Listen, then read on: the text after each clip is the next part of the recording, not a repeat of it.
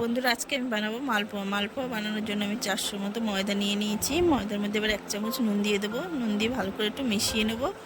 মেশানো হয়ে গেলে এরপর দিয়ে দেবো 1 বাটি সুজি। সুজি দেওয়ার পর দিয়ে দেবো 1 বাটি চিনি।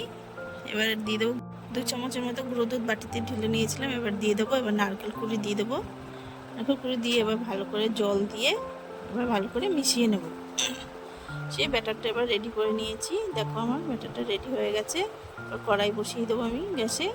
তেল দিয়ে দেবো কড়াইতে তেল দিয়ে এবার আমি ভালো করে তেলটা গরম করে নিয়ে এবার মালপোয়াগুলো একটা একটা করে দুটো দিয়ে দেবো।